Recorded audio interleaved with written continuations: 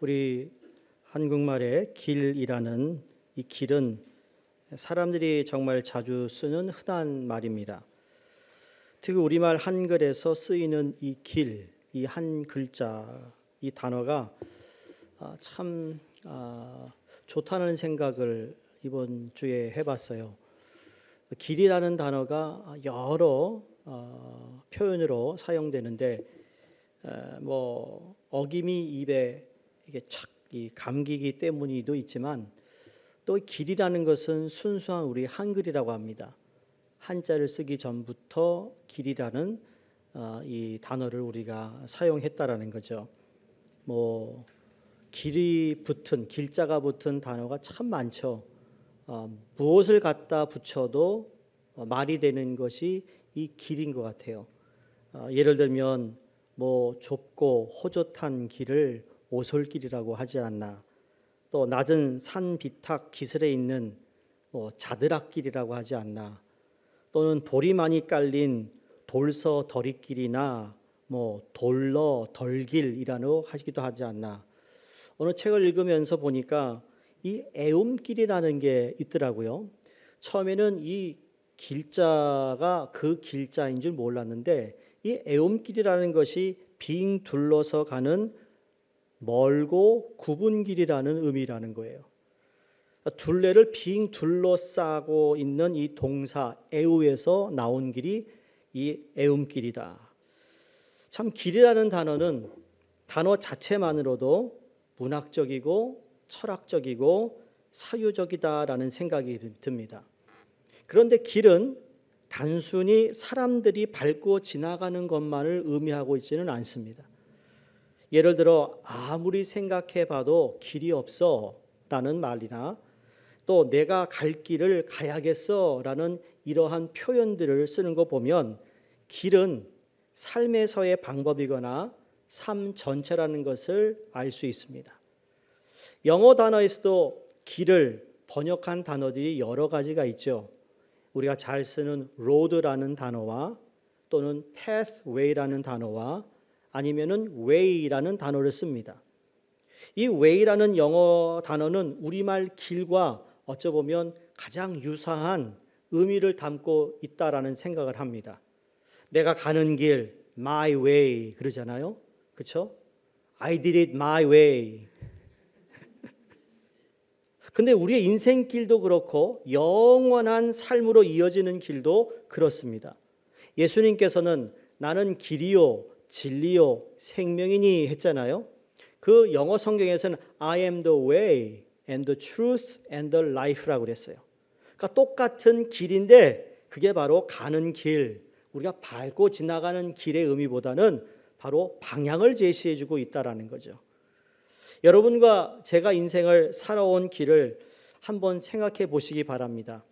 지난주에 여러분에게 이 자그마한 책을 통해서 여러분이 감사를 할 수 있는 제목들을 적어보라고 한 것도 여러분이 이 한 달 동안 하는 이 감사의 작은 이 메모가 여러분 감사의 길이 될 수 있는 거예요.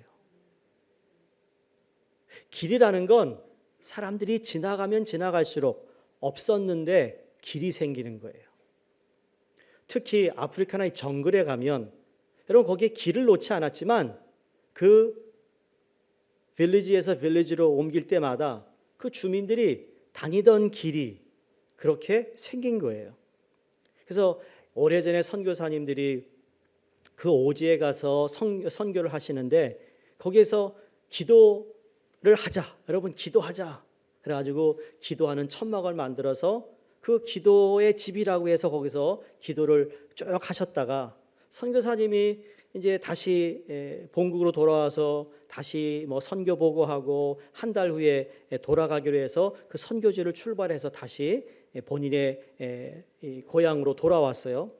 한 달이 지나 다시 자기가 선교하던 지역으로 돌아갔는데 이게 어쩐 일이에요? 기도하는 그 기도집에 다닐 때는 늘 길이 나 있었는데 한 달 사이에 숲이 다 그 길을 덮어버렸다라는 거예요. 왜 덮었을까요? 그 길을 사용하지 않으니까 그 길이 보이지 않고 숲으로 덮이더라는 거예요. 길이 그런 거예요. 감사절을 우리가 지난 목요일 날 여러분이 가족들과 함께 모이고 특별히 감사의 절기를 통해서 여러분 우리가 생각할 것이 무엇이죠? 정말 우리는 어떤 길을 내가 걸어왔는가라는 생각을 한번 해보셨나요? 그리고 내가 앞으로 어떤 길을 가야 하는가 이런 생각이 그 어느 때보다도 우리는 해야 하지 않는가 생각을 해봅니다. 저 역시도 내가 지금까지 어떤 목회의 길을 걸어왔으며 앞으로 어떤 목회의 길을 갈 것인가라는 생각을 안 할 수가 없습니다. 이제 한 해 마지막 한 달을 남겨둔 이 시점에서 저희 모두 한 번은 되돌아볼 수 있는 여러분 기회를 삼을 수 있기를 간절히 바랍니다. 여러분 농부의 삶에 농부가 가는 길에도 여러분 농부가 살아가는 삶에 기대하는 것이 있지 않겠어요? 여러분 농부의 기대는 뭘까요? 농부의 바람은 뭘까요? 그가 보람된 것이 있다면 무엇이 가장 보람된 일일까요? 농부에게? 뭐니 해도 머니가 아니라 열매. 뭐라고요? 열매라고요. 봄에 씨를 뿌리고 여름에 폭염과 무더위를 견디면서 땀을 흘려 애써 일하는 농부의 유일한 보람은 바로 농부의 기대, 땀 흘려가며 논두렁이를 오고 갔던 길은 가을에 열매를 거두는 데 있습니다. 여러분 이게 열매를 거둔다는 것이 특별한 일은 아니라고 생각돼요. 이게 대단한 일은 아니에요. 왜냐하면 씨를 뿌리고 잘 가꾸면 그래서 기후도 맞고 적절할 때 비가 내리면 분명히 열매를 맺는다라는 것을 알고 있기 때문에 최선을 다해 자기가 일합니다. 그래서 그거에 대한 보상이 될 수도 있겠지만 그건 자연의 법칙이요. 그건 보편적인 것이요. 그건 당연한 것이라는 거예요. 우리의 인생을 돌아볼 때 우리가 농부처럼 무슨 농사를 짓진 않지만 그러나 우리 나름대로 우리가 살아온 삶을 이렇게 정리하며 내 삶에서 내가 하나님께 그럼 어떤 열매를 내가 드리고 있는지 어떤 열매를 드려야 하는지에 대한 생각은 다 해야 된다는 거예요. 왜? 주님은 우리에게 그 열매를 기대하고 있기 때문이에요. 우리가 살고 있는 이 시대는 여러분 저와 여러분이 살고 있는 이 시대는 점점 열매를 구하기보다는 꽃을 구하는 시대가 되었다라는 생각이 들 때가 참 많습니다. 흥미롭게도 여러분 성경을 보시면 꽃보다는 열매에 대한 비유가 훨씬 더 많이 있습니다. 꽃은 아름답지만 순간적인 인생의 허무, 꽃은 오래가지 못하는 것으로 성경에서 표현되어 와 있기 때문입니다. 예를 들어 야고보서 1장 10절에 부한 형제는 자기의 낮아짐을 자랑할지니 이는 풀의 꽃과 같이 지나감이라 라고 말씀했습니다. 베드로 전서 1장에서도 모든 육체는 풀의 꽃과 같아서 풀은 마르고 꽃은 떨어진다라고 말씀하고 있습니다. 무엇이 떨어진다고요? 꽃은. 풀은 다 시들어 버립니다. 그럼에도 불구하고 오늘 우리가 살고 있는 이 시대는 순간적인 만족을 추구합니다. Instant satisfaction이에요. 순간적인 쾌락을 추구합니다. 그 역시 instant pleasure입니다. 내가 지금 배불리 맛있는 거 먹으면 그걸로 만족하는 거죠. 내가 지금 당장 하고 싶은 걸 하면 그걸로 내가 내 육신의 정욕을 그냥 만족만 하면 쾌락을 느끼면 그게 다라고 생각합니다. 그런 허무로 끝날 것들을 구하는 시대를 우리가 살고 있어요. 우리는 생애의 보람과 의미, 그 진지함의 열매를 사모한다면 꽃이 아닌 하나님이 기대하시는 열매를 구해야 함이 마땅한 줄로 믿습니다. 그래요. 하나님 우리에게 열매를 기대하고 계세요. 여기에 두 가지 질문을 해야 된다고 생각해요. 이 두 가지 질문은 어려운 게 아닙니다. 여러분도 한번 정말 생각해 보시고 여러분이 직접 자신에게 답변을 하셔야 됩니다. 그 첫 번째 질문은 어떤 열매를 맺어야 할까입니다. 길로 표현한다면 어떤 길을 가야 하는가예요. 어떤 길을. 지금 여러분이 가고 있는 길, 그 방향이 맞느냐라는 것을 한번 물어야 된다는 거죠. 두 번째 질문은 어떻게 그 열매를 그럼 맺을 수 있을까? 주님이 기대하시는 열매를 어떻게 맺는가? 다시 말해 어떻게 그 길을 갈 수 있을까라는 답을 오늘 본문에서 찾기를 원합니다. 사도 요한복음 15장은요. 제가 대학생 때 찬양을 하면서 처음으로 설교를 부탁을 받아 설교했던 본문이 요한복음 15장이에요. 요한복음 15장은 제가 가장 좋아하는 말씀 가운데 한 부분입니다. 신약에서. 그 전에 제가 가지고 있던 생각과 여러 가지 보니까 제가 이 요한복음 15장의 설교도 많이 했더라고요. 근데 오늘은 정말 다른 차원에서 각도에서 이 말씀을 보게 되었어요. 예수님은 포도나무고 우리는 가지니까 잘 붙어 있자. 이런 게 아니, 그것도 맞는 얘기인데 그걸 말씀하고 있는데 오늘 열매라는 이 열매에 대하여 일단 열매가 그럼 누군가 무엇인가라는 것을 생각하지 않을 수가 없었습니다. 그런 의미에서 첫 번째 질문 다시 드립니다. 우리는 어떤 열매를 기대해야 하는가? 요한복음 15장은요. 예수님의 지상생애의 마지막 날 십자가를 지시기 바로 그 직전에 주신 말씀들인데 6월절 이 최후의 만찬을 다락방에서 하시고 그 다락방에 나오셔서 제자들과 함께 기드론 시냇가로 함께 내려가고 있을 때입니다. 더 구체적으로 말씀드리면 이 기드론 시냇가를 건너면 저 건너편에 뭐가 있느냐면 겟세마네 동산이 있어요. 겟세마네 기억하시죠? 예수님의 기도의 시간, 마지막 땀이 핏방울로 변했다 할 정도로 십자가를 앞에 두고 기도하셨던 겟세마네 동산이에요. 그러니까 예수님이 기도하시기 위하여 이 기드론 시냇가로 내려오시면서 이제 겟세마네로 가시는데 가는 길가에 포도원이 있었어요. 바로 그곳에서 예수님이 하신 말씀이에요.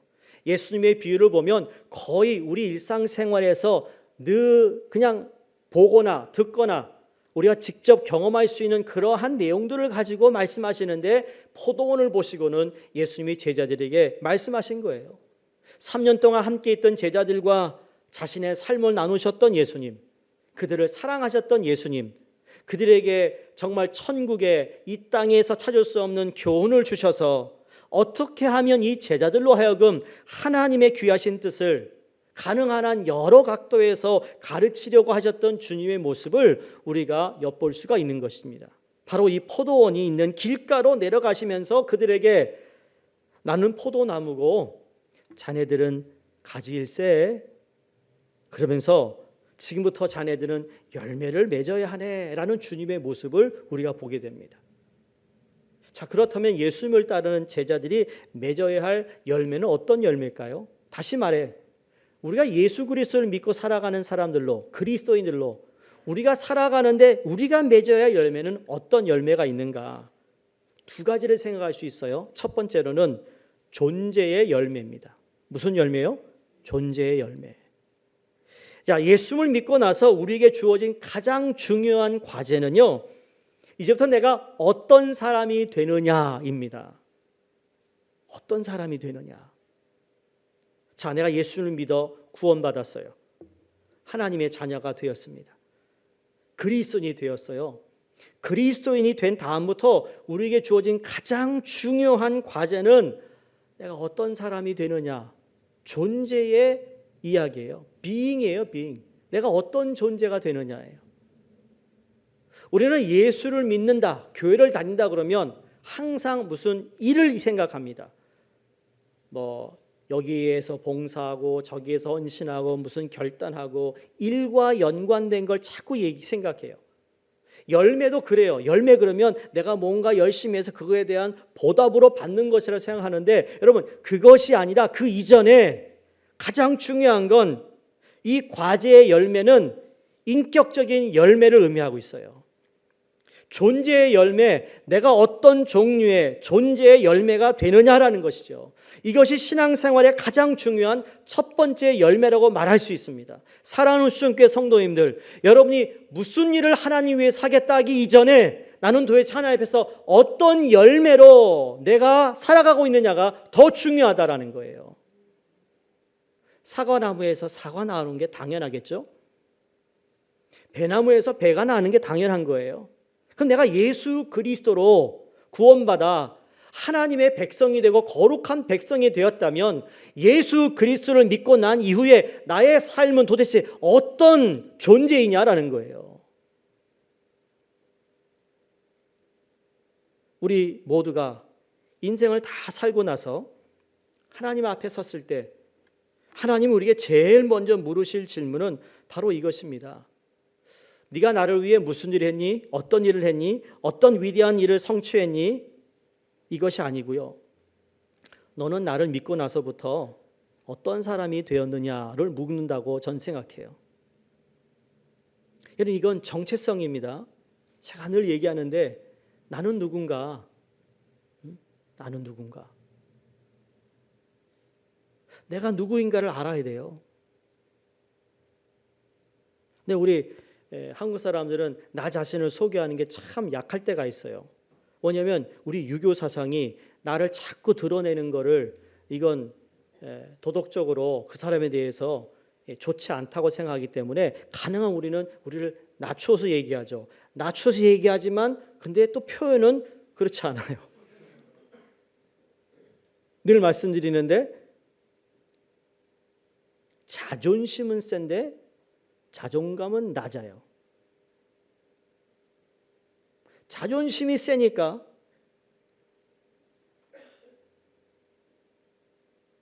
특히 우리 이미 와서 얼마나 나 이걸로 살아왔는데 근데 그거에 비해 우리 자존감이 너무 낮다라는 거죠.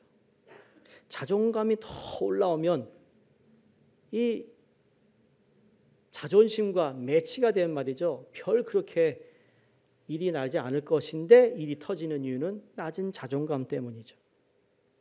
우리가 열심히 주를 위해서 일하고 섬기는 것 감사한 일이에요. 예, 주를 위해 우리가 섬겨야죠. 봉사하셔야죠. 근데 그것만큼 중요한 게 뭔지 아세요?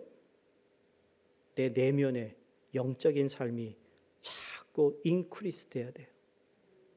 올라가야 돼요. 그럼 내가 어떤 사람이 되었는가의 질문은 무슨 뜻일까? 요한복음 13장에서 17장까지는 예수님께서 아까 말씀드린 대로 세상을 떠나시기 직전에 마지막으로 주셨던 정말 주옥과 같은 교훈들입니다. 예수님께 제자들의 발을 씻기셨어요. 발을 다 씻기신 후 13장에 예수님께서 34절 45절에 이렇게 말합니다. 내가 너에게 이제 새로운 계명을 준다. 너희는 서로 사랑하라. 이로써 너희가 내 제자인 줄 알게 될 것이다. 라고 자신을 따르는 제자들이 어떤 삶을 살아야 함을 가르쳐 주셨는데 어떤 삶입니까? 사랑의 삶이었습니다. 사랑해라. 여러분, 우리가 사랑해야 되는 이유는 다른 거 아니에요. 내가 예수 그리스도를 믿었기 때문에 구원받아서 이제 사랑하는 삶이 돼야 되는 거예요. 이 사랑하는 삶이라는 건 내가 사랑하는 삶을 살겠다 결단해서 되는 게 아니라 이미 주님께서 우리에게 허락하신 삶이라고요. 그걸 내가 순종하면 되는 거겠죠. 사랑의 삶. 그 다음에 요한복음 14장으로 들어와서 예수님께서 14장 27절에 평안을 너에게 주노라고 하면서 평화를 강조하십니다. 이 평화는 세상이 주는 것과 다르다. 평화가 없는 세상, 불안한 세상을 산다 할지라도 주님이 주시는 이 견고한 평화를 가지고 살아갈 것을 주님이 기대하고 있어요. 다시 말하면 평화의 존재로 살아가라는 거예요. 여러분이 계신 곳이 평화로워야 되지 않겠어요? 가정도 여러분 때문에 평화로워야 되고, 여러분 직장도 여러분 때문에 평화로워야 되고, 여러분 교회 목장이나 전도회도 여러분 때문에 평화가 이루어져야 되지 않겠습니까? 왜? 그게 내 존재의식이거든. 축복합니다, 여러분. 평화의 존재가 되세요.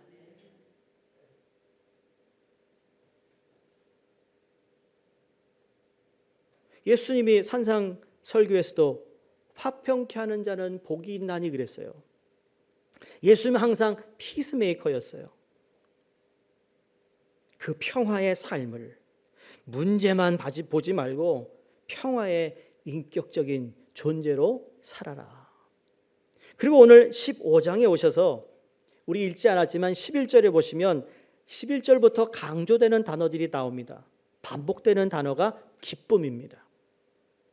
11절에 내가 이것을 너에게 이름은 내 기쁨이 너희 안에 있어 너희 기쁨을 충만하게 하려 함이라. 그러니까 13장에서는 사랑, 14장에서는 평안, 지금 15장에서는 기쁨이 너희 안에 있기를 원한다. 그러면서 요한복음 16장으로 넘어가면 거기에 기쁨의 존재로 사는 삶을 다시 반복해서 말씀합니다. 여러분, 주님께서 기대하시는 삶이라는 건 사랑하는 삶, 그 다음에 평안의 삶, 기쁨의 삶, 쉽게 말해 사랑할 수 있는 존재, 그리고 평화를 가지고 살아가는 존재, 세 번째로 기쁨을 가지고 살아가는 존재라는 겁니다. 여러분, 사랑, 기쁨, 화평, 이거 보면 갈라디아서 5장 22절이 생각나지 않아요? 성령의 열매는 사랑과 희락과 화평과 오래 참음과 자비와 양선과 충성과 온유와 마지막에 뭐죠? 절제니라 그랬습니다. 이 9가지의 성령의 열매를 말씀하고 있는데, 근데 이 성령의 이 열매의 원어를 보면 복수로 쓰여지지 않았고 다 단수로 쓰여졌다는 이야기예요. 다시 말해 9가지의 성령의 열매지만 한 가지를 이야기하고 있어요. 한 인격체, 한 열매. 그것은 누구죠? 예수 그리스도의 인격을 닮은 사람이 될 때 우리는 이 9가지의 성령의 열매를 다 가지고 살아갈 수 있다라는 거예요. 사랑을 더하겠다고 여러분 애쓰지 마시고 예수님을 더 닮아야겠다고 여러분이 사모하시기 바랍니다. 내가 피스메이커가 되겠다라는 기대도 같지만 동시에 내가 예수 그리스도의 인격을 닮아야겠다는 생각을 가져야 된다는 겁니다. 성령의 열매는 예수님의 인격인 것이에요. 우리가 예수님을 믿고 예수님의 제자가 되어 예수님을 따라가는 삶 가운데 예수님이 기대하시는 것이 있다면 무엇일까요? 다른 거 아닙니다. 예수님을 닮아가는 겁니다. 이게 열매의 존재로 살아가는 겁니다. 내가 어떤 열매를 하나님께 드리기 전에 나 자신이 그 열매의 존재라는 사실을 먼저 우리가 기억할 때 우리는 실수하지 않습니다. 보세요. 참 일을 잘하는데 인격이 쫓아오지 못해서 오히려 그것 때문에 더 어려움을 겪는 일들이 있어요. 교회에서. 그분이 참 봉사도 잘하고 모든 걸 열정적으로 하는데 인격이 따르지 않아요. 말을 함부로 해요. 행동을 함부로 해요. 그러니까 좋은 일을 하고 나서도 주의를 하고 나서도 그 인격 때문에 시험 들어요. 인격 때문에 했던 모든 공로가 깎이는 일들이 얼마나 많냐고요. 전 여러분이 많은 일을 하지 않더라도 우선 여러분이 인격적으로 예수 그리스도를 닮아가는 일에 좀 더 관심을 가질 수 있기를 주 이름으로 축원합니다. 우리 삶 가운데서 겪는 많은 사건이 바로 예수님을 닮는 인격이 되기 위해 역사하시는 사건이라는 생각을 해봅니다. 예를 들어 사랑하기 어려운 사람들 우리 주변에 하나님이 그대로 놓아두세요. 왠지 아세요? 그것 때문에 내가 고민하고 아파하고 기도하면서 정말 사랑을 배워가거든요. 사랑은 그냥 배우는 게 아니에요. 글로만 배우는 게 아니에요. 그 아픔을 알기 때문에 사랑을 내가 배워가는 것이죠. 제가 30대 목사 안수 받고 그렇게 교회를 부흥시키고 열심히 뛰면 그 자체가 아빠 노릇도 잘하고 남편 노릇도 잘하는 줄 알았어요. 그게 아니더라고요. 사랑을 한다면 그 사랑이라는 것이 정말 어떻게 표현이 되어야 되느냐, 이건 정말 말로 표현할 수 없을 정도로 저 스스로 배우기도 하고, 또 우리가 사랑할 수 없는 사람들이 있다라는 것 자체는 나를 주님께서 깎으시는 일을 하시는구나, 나의 튀어나온 것들을 주님께서 다 잘라내게 하시는 거예요. 자르니까 아프죠. 그러나 그걸 배워가는 거예요. 사랑을 배워가는 거예요. 기뻐할 수 없는 환경 속에서 우리는 몸부림치고 고통스러워하다가 그럼에도 불구하고 그 속에서 누릴 수 있는 견고한 기쁨을 발견합니다. 평안을 누리기 어려운 상황 속에서 하나님은요 여전히 우리를 그곳에 두십니다. 우리는 거기를 벗어나기를 원하는 기도를 드리잖아요. 하나님은 아니에요. 그 파도가 거세게 치는 듯한 환경 속에서도 마침내 견고한 평안의 사람이 되도록 나를 단련시키시고 훈련시켜 주신다고 믿습니다. 참기 어려운 상황이 있어요. 하나님은 마침내 오래 참음의 인격을 연단시켜 주신다는 겁니다. 그러니까 상대방이 아니라 나라는 거예요. 내가 먼저 하나님께 열매의 존재로 주님께 드려야 된다는 거죠. 우리 한평생 살아가는 동안에 가장 중요한 열매는 여러분 존재의 열매요, 인격의 열매인 줄로 믿습니다. 그럼 또 하나의 열매는 무슨 열매일까요? 이건 사역의 열매입니다. 내가 어떤 사람이 되느냐, 또는 그 다음에 나는 또 하나 중요한 것은 내가 무엇을 하고 사느냐예요. 이걸 사역이라고 얘기하는데 우리는 금방, 그렇죠? 무슨 생각이 들죠? 사역 그러면 교회에서 일하는 걸 생각합니다. 천만의 말씀.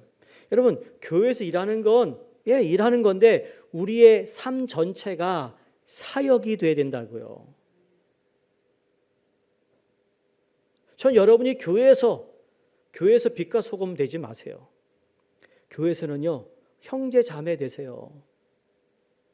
모자람도 채워주고, 부족하면 격려해주고, 넘어지면 일으켜 세워주고. 교회에서 빛과 소금 되지 마시라고. 우리 다 알잖아, 우리 존재를. 나가서 빛과 소금의 역할을 하세요. 그 말은 뭐냐면 여러분이 가정에서도 사역하셔야 된다는 거예요. 여러분 왜 돈을 이렇게 버세요? 주의 사역을 위해 돈 버는 거예요. 주의 나라를 위해 사는 거예요. 왜? 그분이 내 삶의 주인이라고 고백하고 있으니까. 아멘입니까? 여러분 왜 자녀를 잘 키워야 되는 줄 아세요? 그 자녀 하나님께서 나에게 맡겨주신 자녀인데 그 자녀가 하나님 앞에서 온전히 세워지기 위해 나에게 허락하신 자녀예요. 내가 낳았지만 진짜 아버지는 우리 하나님 아버지라고요. 그 역시 사역이에요.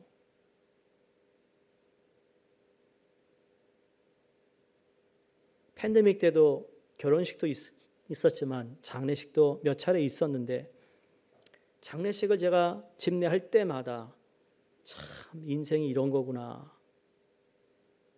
그냥 갑자기 어느새 아무것도 안 남기고 간다는 거예요.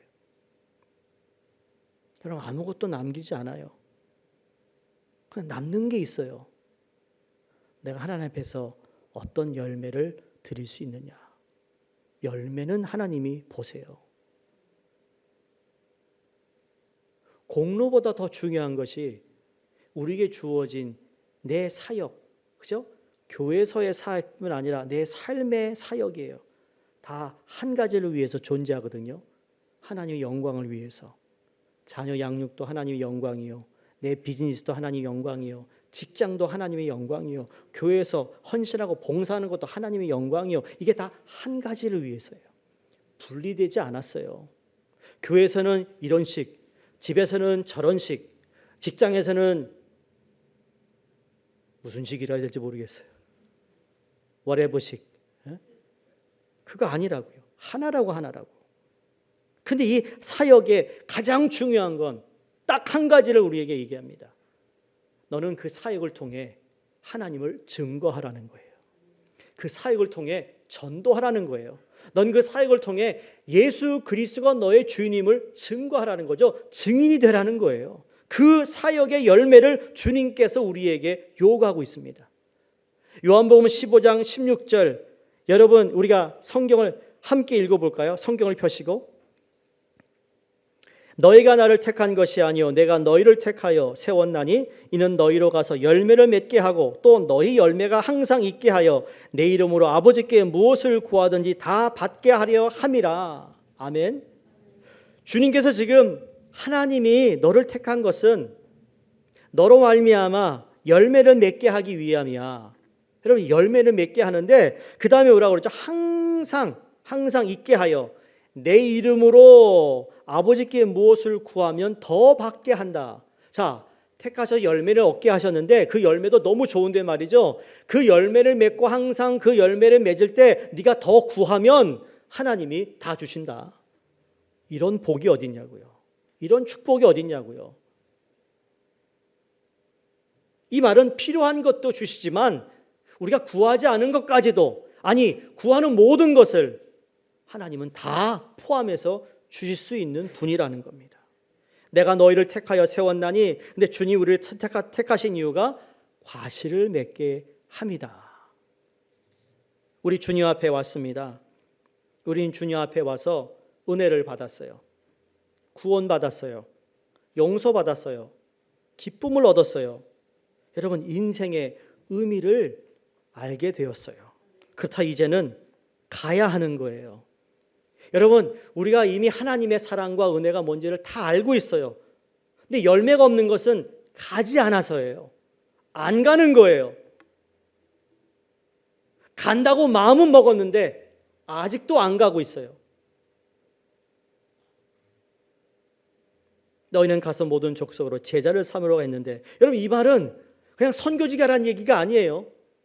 예배를 마치고 나가는 그곳에서 가서 예수 그리스도를 증거하라는 거예요. 증인의 삶을 살라는 거예요. 교회에서 나 예수 잘 믿어 하지 마시고 나가서 나 예수 알아, 믿어 라고 말씀하고 있는 거죠. 어쩌면 왜 이렇게 나가지 않을까, 안 나갈까, 두려움 때문에 그럴 수 있다고 생각합니다. 창피하니까 그럴 수 있어요. 되게 그래요. 전도지 가지고 우리가 전도 나가면 아유 부끄러워요, 무서워요. 만약에 난 성경을 잘 몰라서 일독하고 나면 갈게요. 일독 언제 하실 건데요? 다음 달까지 하실래요? 잘 생각하셔야 돼요. 여러분이 만나가지고 여러분이 이게 전도지 전할 때 그분이 신학적으로 성경 묻는 사람도 있지만 대부분 안 물어요. 왜? 눈도 안 맞추고 가려고 그러거든. 안 물어요. 성경 얘기 안 해요. 그래서 여러분 성경 모르면 어때요? 아는 거 있잖아요. 뭘 알죠? 난 예수를 알아요. 난 예수를 믿어요. 예수님이 내 인생을 어떻게 바꾼지 나는 알잖아요. 그 예수님이 전하면 돼요. 성경 물으면 죄송해요. 전 성경 잘 모르고요. 근데 예수님이 내 인생에 이렇게 나를 변화시키시고 이렇게 나를 도우셨어요. 라는 말은 할 수 있다라는 거예요. 걱정하지 마시라고요. 여러분 쫓아와서 성경 얘기하자고 안 해요.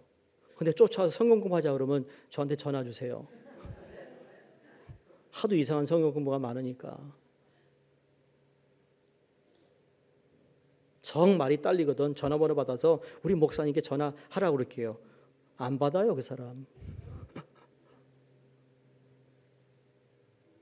걱정하지 마시라고요. 두려워하지 마시라고요.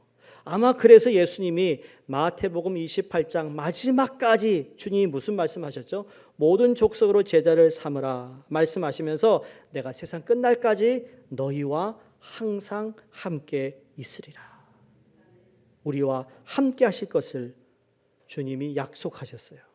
이걸 믿는 겁니다. 요한복음 15장 26절에도 우리와 함께 하신다는 약속을 이렇게 하셨어요. 내가 아버지께로부터 너에게 보낼 보혜사 곧 아버지께부터 나오시는 진리의 성령이 오실 때에 그가 나를 증언하실 거요 하시면서 너희도 처음부터 나와 함께 있었으므로 증언하느니라. 쉽게 말씀드리면 내가 전도하고자 내가 예수님을 소개하고자 하는 결심으로 나가면 보세요. 가면 그 길을 택하여 방향을 정하면 성령님이 도와주신다. 믿으십니까? 성령님이 증거해 주신다는 거예요. 너는 그냥 가면 된다는 거예요. 가면. 단기 선교 갔다 오신 분들의 간증이 다 그거예요. 내가 가서 걔들 뭘 해줘야 돼요? 나 할 수 있는 게 없어요. 아니요. 가면 하나님이 놀라운 은혜를 주세요. 그렇죠? 우리는 가서 뭔가 해야 된다고 생각해요. 아니요. Just be there. 여러분 슬퍼하는 사람 그 옆에 가서 내가 무슨 말을 할까? 무슨 위로의 말을 전할까? 곰곰이 목회자도 그런 생각을 해요. 어제도 박정길 집사님 어저께 그 따님하고 식사를 했습니다. 정말 어렵게 운전도 못하시고 눈도 어두우시고 정말 옛날에 이 박정기 집사님 이 태권도 마스터가 아니 그랜드 마스터예요. 아세요? 그랜드 마스터. 마스터 오브 마스터. 누구보다도 골프도 정말 제일 잘 치신대요. 나가면 우승하신대요. 그런데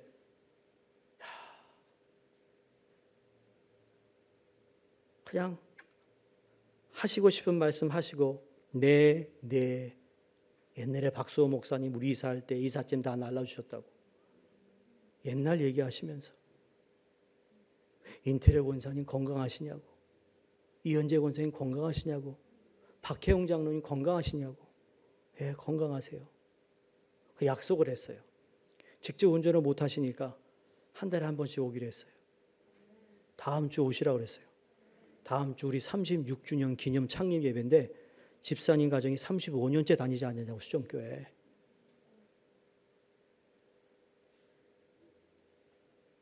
(10파운드) 빠지셨대요. 그냥 있어주면 되는 거예요. 옆에 앉아주면 되는 거예요. 대단한 일가 없어요, 여러분. 너무 그렇게 우리 그랜드하게 생각하지 마세요. 그냥 있어주면 돼요. 지난주도 우리 슈 박사면서 얼마나 격려된지 모릅니다. 물론 열심히 하신 앞에서 으쌰하시는 분도 계시지만 그냥 그거 보고서 박사 나르려고 했던 그 모습, just being there, 같이 있어주는 거 힘이 되고 격려가 되는 거예요. 여러분, 세상이 점점 악해지면 악해질수록 우리 믿는 사람은 교회에서는 더더욱 여러분 형제 자매 그냥 같이 앉아주세요. 같이 얘기해 주세요. 들어주세요. 격려하세요. 그러면 되는 거예요. 다른 말 하지 않고 가면 되는 거예요. 갔더니 하나님이 그렇게 하시더라. 그래야 내가 내 자랑 안 하고 나는 갔을 뿐인데 하나님이 이렇게 하셨어라고 고백할 때 하나님의 영광이 드러나는 것이요, 그것이 환하게 비칠 것이요, 그걸 통해 하나님은 은혜의 장으로 바꾸어 주시는 줄로 믿습니다. 자, 그러면 마지막 질문입니다. 어떻게 열매를 맺는가예요. 열매의 존재가 되어야 되고 그 다음에 사역의 열매를 맺어야 된다면 어떻게? 성경에서는요 아주 간단하게 우리에게 설명해 줍니다. 이런 열매는 딱 한 가지예요. 내가 주 안에 있으면입니다. 조건이 주 안에 있으면 너는 열매의 존재가 되고 그리고 너의 사역에 열매가 있을 거라 말씀합니다. 그 첫 번째 제가 세 가지로 여러분에게 짧게 말씀드리면 주 안에 있는다는 건 무슨 의미일까? 주님과의 바른 관계입니다. 바른 관계. 4절에 내 안에 거하라 나도 너희 안에 거하리라. 가지가 포도나무에 붙어 있지 아니하면 스스로 열매를 맺을 수 없음같이 너희도 내 안에 있지 아니하면 그러하리라. 포도나무에 붙어 있으라는 얘기예요. 주님께서 이야기를 하실 때는요 물론 그 반대적인 이야기도 있어요. 잘라버린다 여기 있지만 여러분 그건 잘라버리기 위함의 말씀이 아니라 더 붙어 있으라고 얘기하기 위해서 하신 말씀이라는 거예요. 이해하시겠습니까? 난 잘렸네. 나 잘렸어. 그것처럼 어리석은 생각이 없어요. 주님이 여러분을 자르려고 말씀하신 게 아니고요. 더 붙어 있으라고 얘기하신 거라니까요. 크리스천의 정의는 이렇게 정의 내릴 수 있어요. 그리스도 안에 붙어 있는 사람이다. 그리스도에게 붙어 있는 사람이 기독교인이죠. 그래서 내 삶에 그분의 주권을 인정하고 그분에게 소속되어 살아가는 것. 자, 그러면 주 안에 있으라 두 번째 의미는 주님과 지속적인 교제입니다. 지속적인 뭐라고요? 교제. 원웨이가 아니고 투웨이라고요.